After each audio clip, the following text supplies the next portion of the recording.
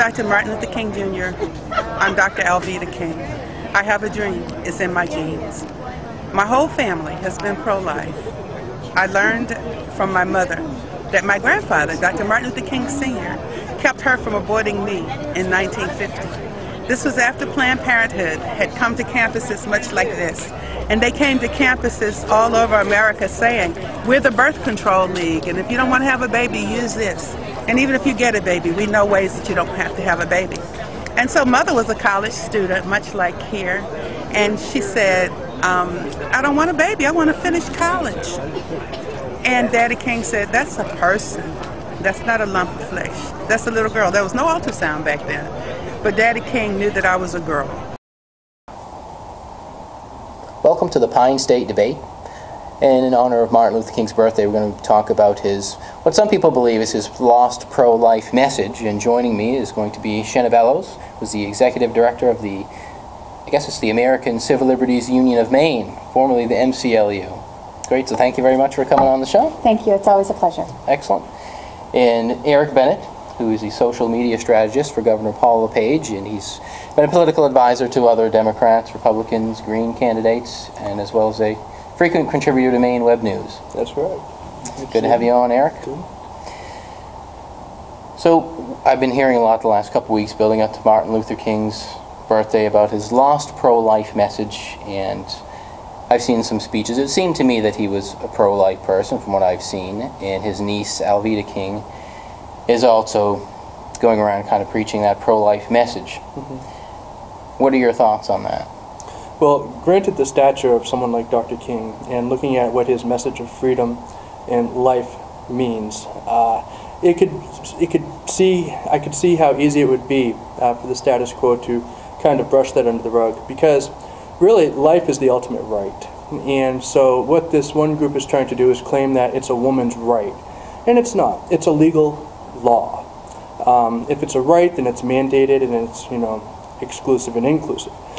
So I can see that getting lost very easily in the current political climate, because let's face it, you know, abortions are a big business now. It's got corporate interests, lobbyists, the whole 9 yards. So, you know, there's a lot of money to be made if you can get this positioned into a niche as a right. And that's, I think, the bottom line. Well, I know you have a quote from, I guess it's Mrs. King, who kind of contradicts some of the stuff that's being said out there.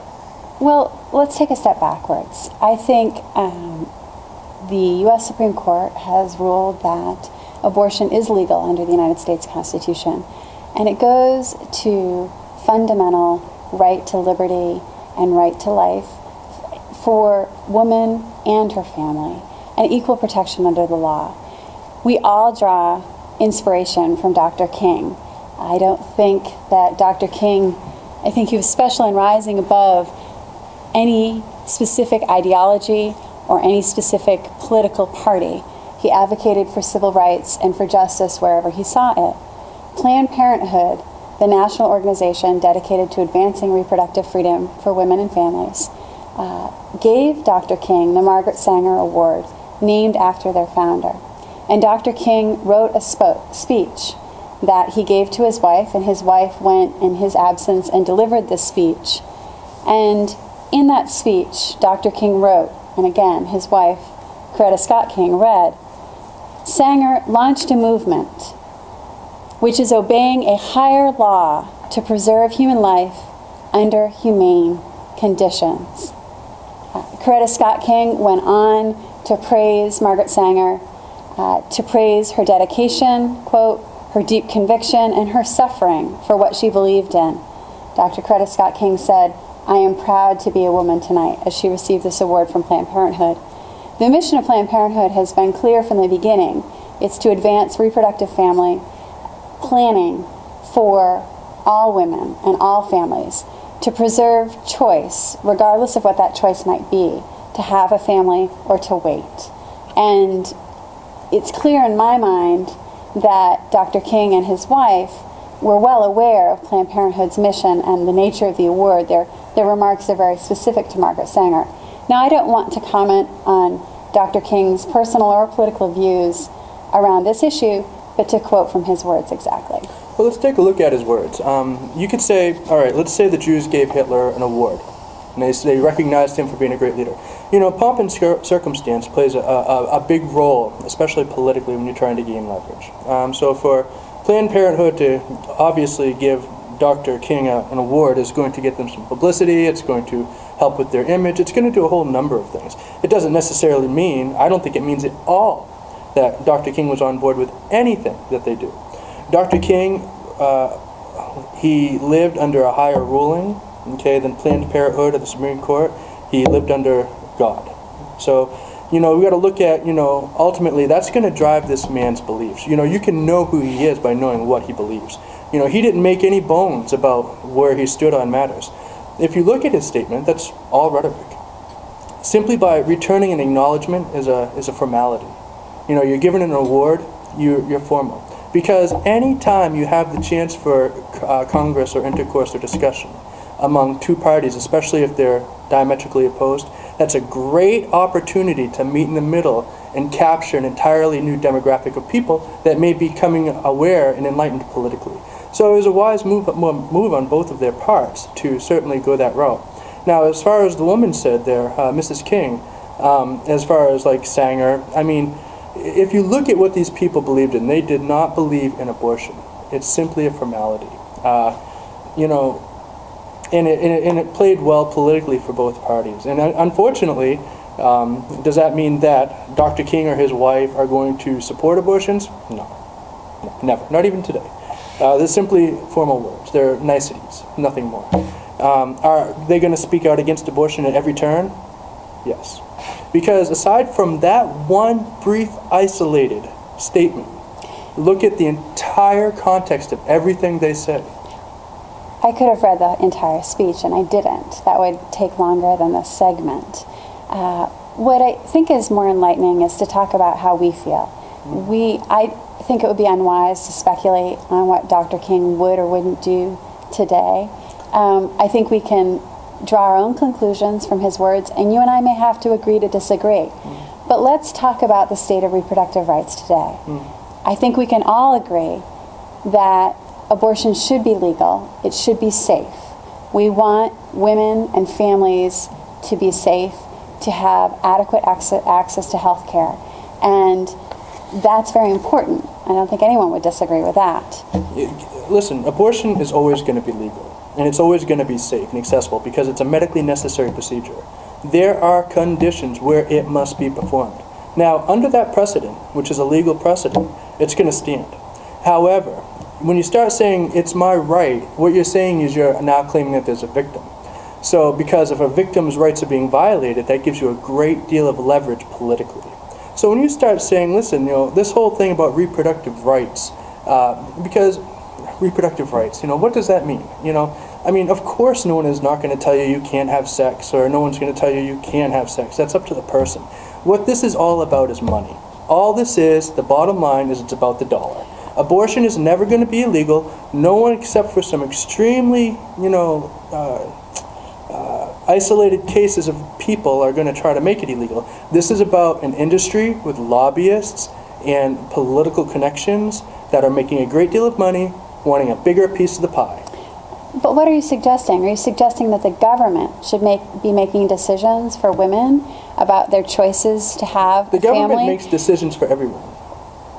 I disagree. In America, we're all free. We have individual freedom. There are certain boundaries within the Constitution. Within the Constitution, there are certain boundaries that are placed upon us. The price of living in a democracy. Do you support But when it comes to reproductive freedom, women and their families' choices about when or whether or not to have children should lie with the women, their families, their doctors, Do you support the healthcare law? Their doctors and their God, but not the government, not politicians. Okay. Regardless of whether I support the healthcare law, because the Maine Civil Liberties Union does not have a position on the healthcare law, the keeping abortion safe and legal is our primary concern. It has nothing to do, I'm confused by these arguments about industry, Let me clear it up because for you. many of all of the providers in Maine are nonprofit providers. So no one is profiting from a medical procedure that is very limited, unfortunately. Okay.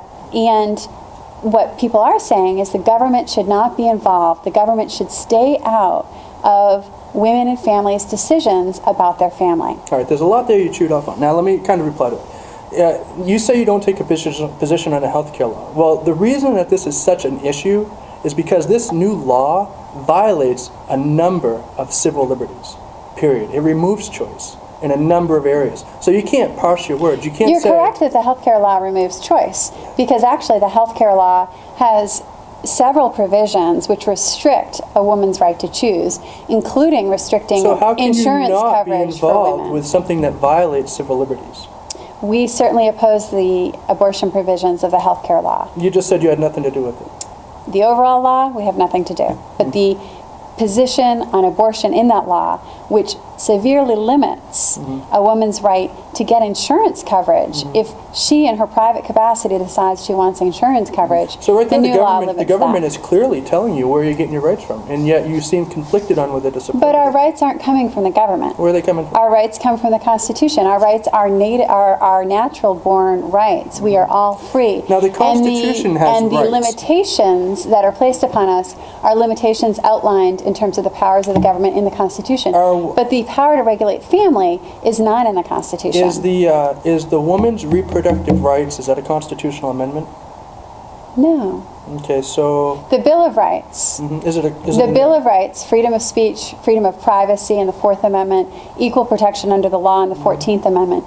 Certainly. Yeah, but we believe that reproductive freedom, in part, is supported by the Bill of Rights. So you think, okay, so now you think that, reproductive rights are supported by the Bill of Rights because of its propriety towards ownership and individual responsibility. Now, okay, you've made a number of contradicting points here. What you're saying is that you don't think that there's a great deal of money being made with this industry. I'm saying that in Maine, abortion providers are nonprofit agencies. You don't that in Maine, profit is not being made on this medical procedure that is between a woman and her family. Do you have any numbers for that? You can observe where in Maine you can obtain an abortion. And for women at home, if you're making family planning choices for contraception or abortion, I would encourage you to contact Planned Parenthood of Northern New England, Family Planning Association if you're in the Augusta Central Maine area, or if you're in Bangor, the Babel Wadsworth Women's Health Center. All of those are nonprofit agencies. And to clarify, when you say nonprofit, that means are the doctors not-for-profit. volunteering? Are the nurses volunteering? Like, what does that mean exactly? What that means is that can't mean nobody's. People are being paid, obviously, for their services, but shareholders are not making profits. Who's making a profit? On the company.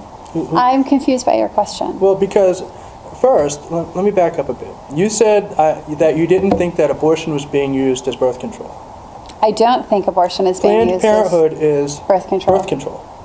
Planned Parenthood promotes all comprehensive family planning choices. Birth control. That means family planning choices that are right for the person. That may be birth control, that may be contraception. So that morning after pill doesn't work. 5 months comes along, you're getting a bump, and you want to go to prom. You can't go all fat and pregnant. So now, because it's your choice, okay, you can simply go down to any one of those lovely locations, okay, that don't make a profit, but somebody's getting paid, and have that procedure. The National Abortion... Just about out of time, but I'm going to let you make the final point since we started with Eric. From our perspective, the government should never be involved in personal medical decisions. These decisions about abortion or about family planning are between a woman, her family, her doctor, and her God. Well, you both make good points. Thank you. Shenna, if someone wants to get a hold of you through the ACLU of Maine? www.mclu.org. We have a blog and we have a Facebook page. Again, Maine Civil Liberties Union, www.mclu.org. Thank you. Great. And Eric's a popular blogger here in Maine if someone wants to get a hold of your news and views. Feel free to get a hold of me on Facebook. Great. Thanks for coming on, guys. We'll see you next time on the Pine State Debate.